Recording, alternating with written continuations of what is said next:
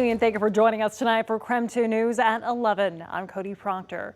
Well, if you stepped outside, you know it's been a rough day for drivers across the Inland Northwest, and tomorrow doesn't look like it'll be much better. We go now to meteorologist Michelle Bosch joining us live in the Weather Center tonight with the first look at another round of snow that could be coming in tomorrow morning. Yeah, I know a lot of folks had to do some shoveling on their driveways.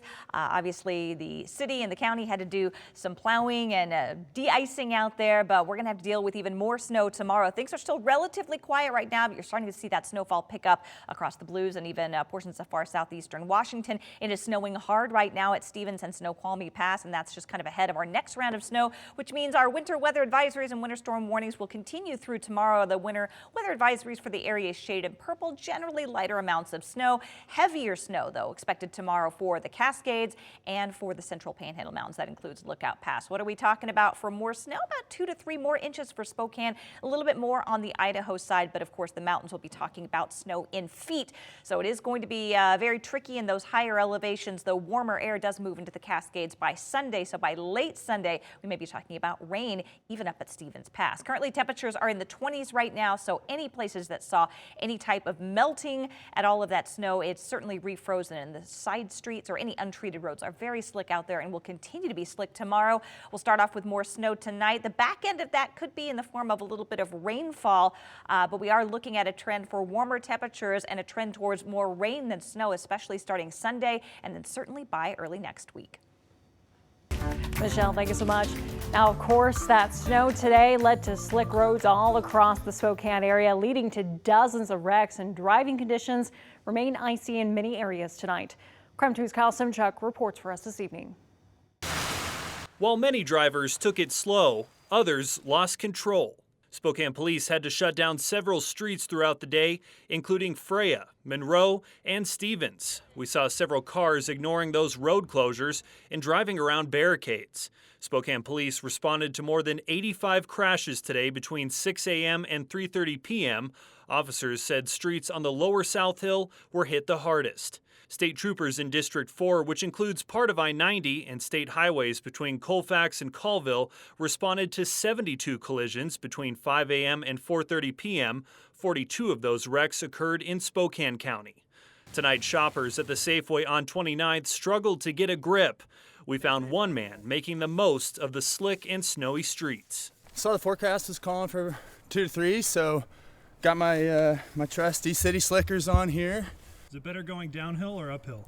I would say probably downhill at this point, but these uncontrolled intersections make that a little bony. In Spokane, Kyle Simchuk, KREM 2 News. Well, the Pac-12 lives to see another day. While it will be the Pac-2 next season, both Washington State and Oregon State have announced a scheduling agreement with the Mountain West Conference. It's something we've reported on in the past, but today it became official. Washington State and Oregon State will play 6 games apiece against Mountain West schools next season, 3 at home and 3 away.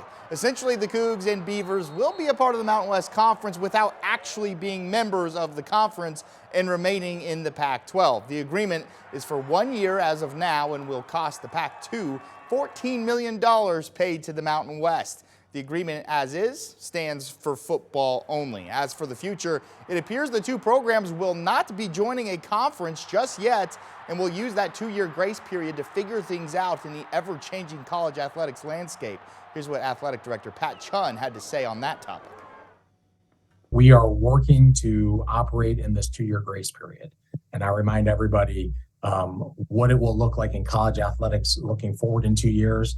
I remind you how much change has happened in the last 2 years. Both schools, I can speak specifically to Washington State, want us to provide as much flexibility as we navigate through this grace period, as we try to be strategic in our decision making and position ourselves best in this realignment environment that's only going to continue in college football. And I want to reiterate, this agreement is for football only, so other sports such as basketball scheduling, that's still left to be figured out. The scheduling agreement wasn't the only bombshell news today around the WSU football program. After weeks of speculation, quarterback Cam Ward is indeed on his way out of Pullman. Ward made a post on social media today announcing his intention to enter his name in the transfer portal and potentially enter the NFL draft. Ward threw for 3,732 yards, 25 touchdowns, and just 7 interceptions, finishing 4th in the country in regular season yardage. He finishes his time at WSU as the 8th highest passing yardage in program history with 6,963 yards. Head coach Jake Dickert says the news of Ward's departure doesn't come as a surprise. We always knew this was going to be the destination of what he was going to be doing. Right? This is not a shock. This is not a surprise. We have always supported Cam. We support Cam in his decision today, and we support Cam in his efforts going forward. As we, wish him well in the next part of his journey, this is now real. To make multiple millions of dollars in the college football game is now real. And those millions of dollars Coach is talking about there, NIL from other schools or NFL money. As for who could replace Ward next season, Dickert said John Mateer is the front runner. The redshirt freshman quarterback was used in gadget plays often this past season. Dickert did say they will look to bring in some competition. Cody. Travis, thank you so much.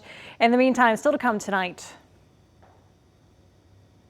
It would be a massive impact in terms of the rates.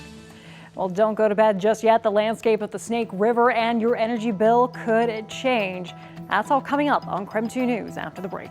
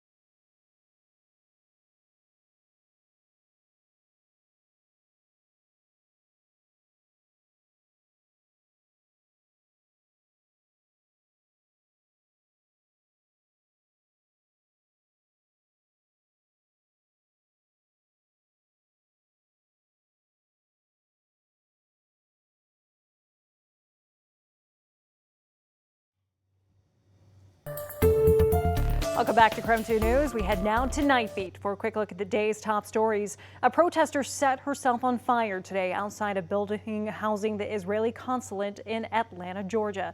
Police say a security guard tried to stop her, only to be burned on his wrist and leg. The protester's in critical condition tonight. Authorities say she did not try to enter the building. A Palestinian flag was recovered at the scene. We can tell you at this time we do not believe there's any nexus to terrorism at this location. We do believe at this time, based on the evidence that we have, the information that is readily available for us, this was likely an extreme act of political protest that occurred here today. Violence against Jewish and Muslim communities has been on the rise since the war between Israel and Hamas started nearly 2 months ago. Atlanta police dedicated patrols around this location and in other areas of importance to both communities. One of those patrols quickly arrived at the scene. Today, the U.S. House of Representatives voted to expel embattled lawmaker George Santos from Congress. The vote came after the House Ethics Committee found the New York Republican deceived donors and used campaign funds to buy Botox, designer clothing, and take trips to the Hamptons and Atlantic City. Santos left the House floor even before the vote finished. He made no comment as he left the Capitol. And Washington's among 21 states suing to block a new Idaho law aimed at banning transgender students from using bathrooms that align with their gender identity. Under the law, schools could be sued for thousands of dollars every time a transgender student's encountered in a bathroom. The coalition of states behind the lawsuit are led by New York Attorney General Letitia James and Washington State Attorney General Bob Ferguson. The lawsuit argues Idaho's law is a violation of federal civil rights protections. And that was your Night Beat. To learn more about any of these stories, just head to our website, KREM.com.